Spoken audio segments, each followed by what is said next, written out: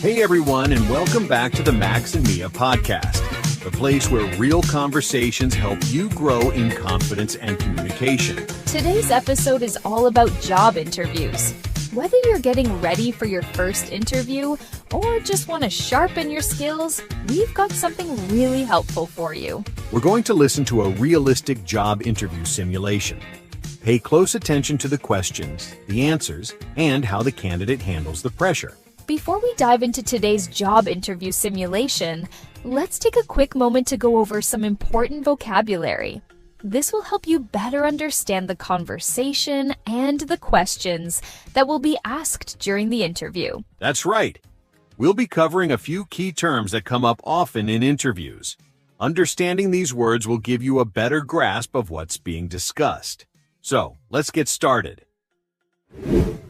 All right, Mia. Let's start with the first word, deadline. Can you explain what that means? Sure.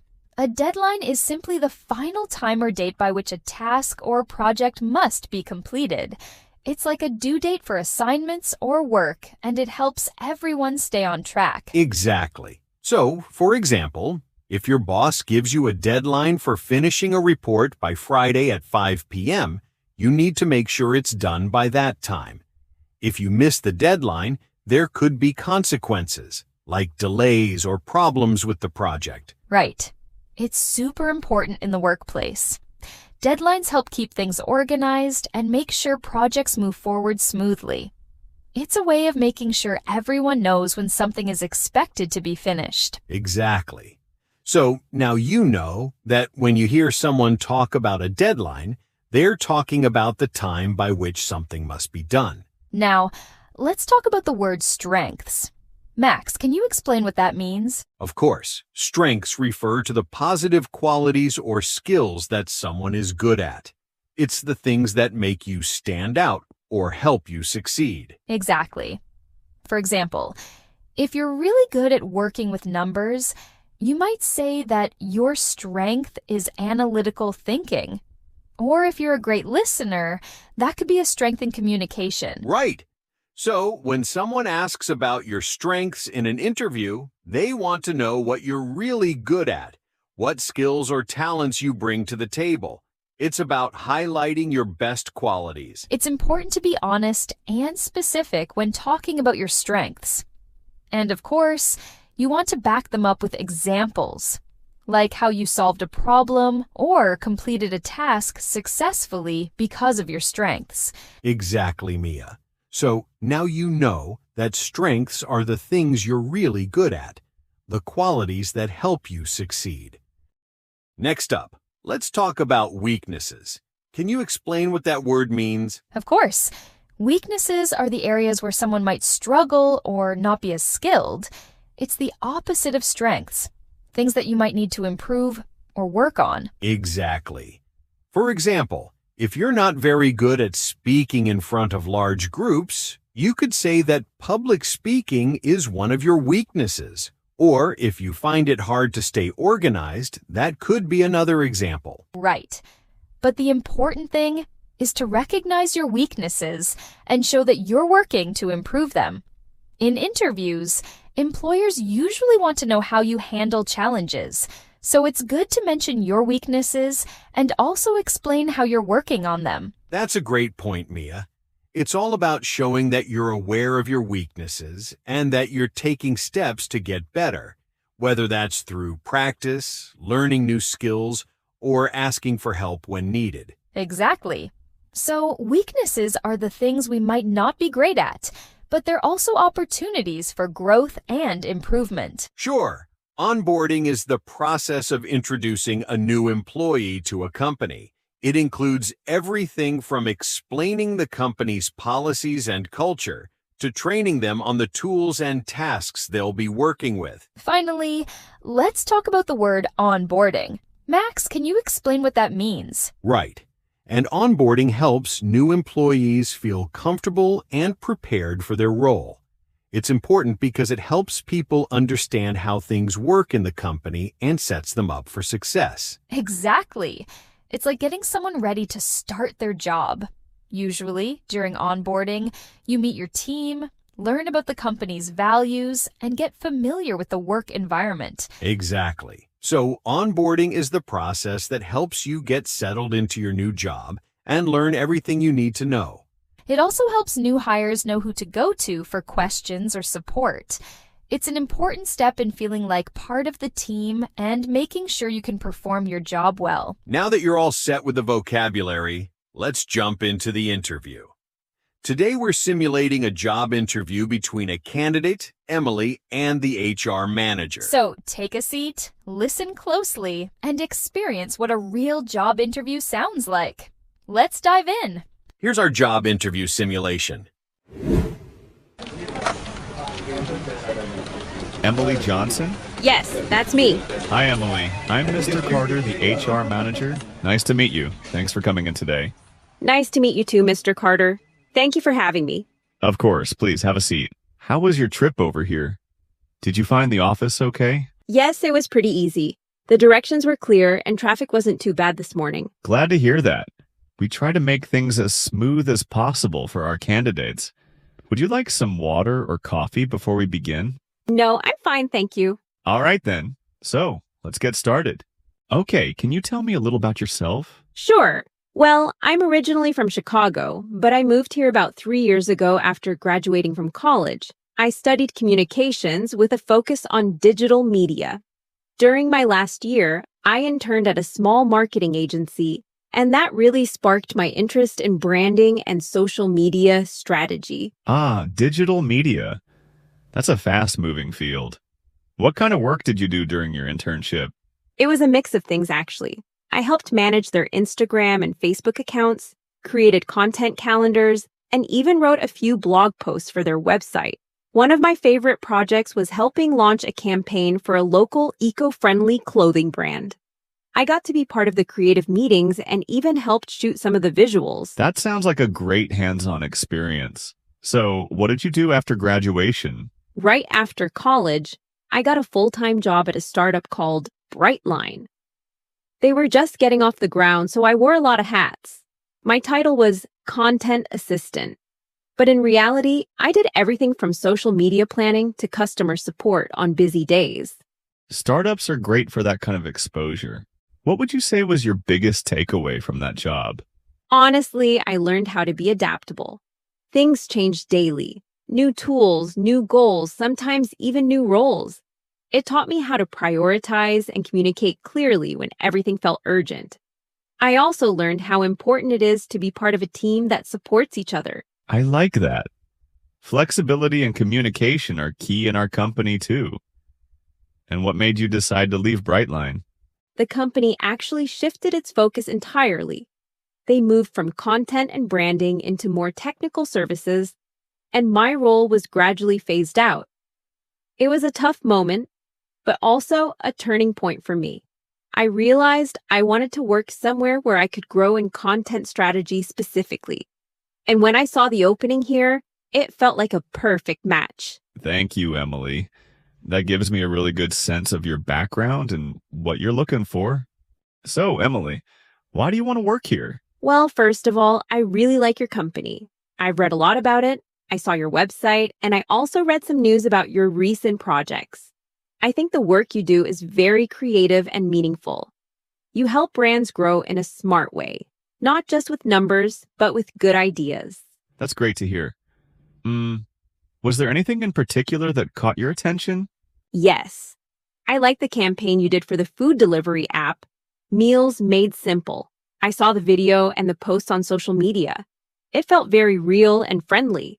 I thought, wow, I would love to be part of a team that makes things like that. That was one of our favorite projects. So you're interested in that kind of creative work? Yes, very much. I enjoy writing and planning content. I like to think about how people will feel when they see a post or a video. I believe your team understands how to connect with people, not just sell to them. And that's something I admire. That's a good observation. And what about our company culture? Did you read anything about that? Yes, actually. I saw some employee reviews and a short video on LinkedIn. It looks like people here feel comfortable and supported. That's important to me. I want to learn and grow, but also feel like I belong. I think your company gives both. We do our best. So it sounds like you see a future here, right? Yes, I do. I feel that I can learn a lot here and also bring my ideas. I'm still growing, but I work hard, and I really want to be part of something great. Thank you, Emily. That's a thoughtful answer. All right, Emily. Let's talk a little about your strengths and weaknesses. Let's start with your strengths. What would you say you're good at? I think one of my biggest strengths is that I'm organized. I like to plan my tasks, use calendars, and make sure I don't forget anything. Even in busy situations, I stay calm because I have a plan. That's a great skill, especially in our line of work. Anything else?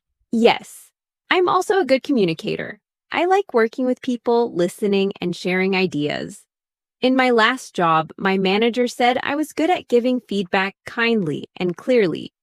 I think communication helps teams work better. Absolutely. And now for the harder part. What's one of your weaknesses? Yes, I would say that sometimes I take too much time on small details. I want everything to be perfect. So I spend extra time checking things again and again. Perfectionism. That's a common one. Has that ever caused any problems? Sometimes, yes. For example, when we had short deadlines, I had to remind myself that done is better than perfect. I'm learning to trust my first work more and to ask for feedback instead of fixing things over and over. That's a very honest answer, and it shows you're working on it. Any other weakness you've noticed? Maybe speaking in big meetings. I get a little nervous. I'm okay in small groups. But when there are many people, I feel shy. But I'm trying to practice. I joined a small public speaking group last year, and that's helping me. That's great to hear. Recognizing those things and taking action shows growth. And tell me, where do you see yourself in 5 years? That's a good question. In 5 years, I hope to be in a position where I feel confident and experienced in content strategy. Right now, I'm still learning, but I really enjoy this field. I'd like to grow step by step and become someone the team can count on for ideas and leadership. So you're thinking of a leadership role eventually? Yes, maybe not a big role right away, but something like a team lead or content coordinator. I want to help others, not just do the work. I enjoy guiding people, even now, when I help friends or coworkers with writing or planning. That's a good vision. And are you thinking of staying in the same kind of company, or do you want to move to a different type of business? I really like creative companies like this one, where there's room for new ideas. I'm not sure about the exact place, but I know I want to work somewhere where creativity and people matter. I want to feel proud of what I create and the impact it makes. Do you have any plans for more education or training in the next few years? Yes. Actually, I'm thinking about taking a course in UX writing or maybe digital storytelling. I want to understand more about how people interact with content online. Not just writing, but the full experience. If I stay here, I'd love to grow inside the company and maybe take advantage of any training programs you offer. That's good to hear.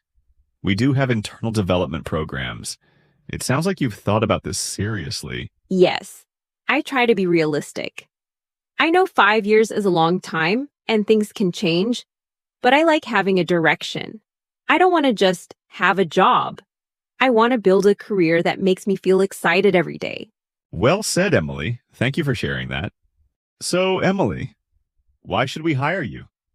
Well, I think you should hire me because I'm a mix of creativity, responsibility, and motivation. I don't just want a job. I really want to contribute to the team. I care about the details, but I also understand the big picture. When I work on a project, I always ask, how does this help the company and the audience? That's a solid mindset. Can you give me an example? Yes. At my last job, I created a weekly post series for our Instagram account. I didn't just make nice images, I also checked the comments and messages to see what people liked or needed. After a month, we saw more engagement, and even a few new customers told us they found us through those posts. That's real impact. And beyond skills, what do you think you bring as a person? I'm a positive person. I like working with others, solving problems, and keeping things moving. I try to stay calm under pressure, and I don't give up easily. If something doesn't work, I ask questions, try again, or ask for help. I believe teamwork is about listening and sharing. That's important here. We value collaboration. Yes, and I really believe I would fit well in your team. I may not know everything yet, but I'm ready to learn, grow, and do my best from day one. Thank you, Emily. That's a strong answer. Now, tell me about a time you faced a challenge at work. Yes, I remember one situation very clearly. At my last job, we were working on a campaign for a local brand. Everything was going well until the client suddenly changed the deadline. They wanted everything ready 1 week earlier. That sounds stressful. It was. We had to finish a lot of things quickly. The designs, the social media posts, and the client presentation. At first, I felt overwhelmed. And honestly, the team was a bit confused about how to move forward. So what did you do? I asked my manager if I could help organize the new schedule. I made a list of what we had left, what was urgent, and what we could do later. Then I talked with my teammates, and we divided the work clearly. I also helped a colleague who was behind on writing copy for one of the posts. That's good initiative. Thanks. In the end, we delivered the project on time. It wasn't perfect, but the client was very happy. The team also thanked me for helping keep things calm and clear. It sounds like you stayed focused under pressure. Yes, I learned that challenges are easier to handle when you stay organized and communicate. That experience helped me grow a lot. Great example. Thank you, Emily. Okay, Emily, how do you handle pressure or stressful situations? I think stress is a part of every job, but the way we respond makes a big difference. For me, when I feel pressure, the first thing I do is stop and breathe. I try to stay calm and think clearly, even if things feel urgent. That's a smart first step. And what do you usually do after that? I break things into smaller steps. If I have a big task or deadline, I ask myself, what can I do right now? That helps me feel more in control. I also make a quick plan, even just a checklist, so I can see progress. And how does that work when you're in a team, not just working alone? In teams, I try to keep communication open. If I'm feeling stressed, I say it. Not in a negative way, but to be honest. I might say, this deadline is tight. Can we go over the priorities together? I think asking for help or clarification is better than staying quiet and getting overwhelmed. Have you ever had a moment when the stress got too much? Yes. Actually, last year, we had a week where 2 big projects overlapped and my teammate got sick. I had to do extra work, and I started feeling really tired. I made a small mistake in a post that went live, and I felt terrible.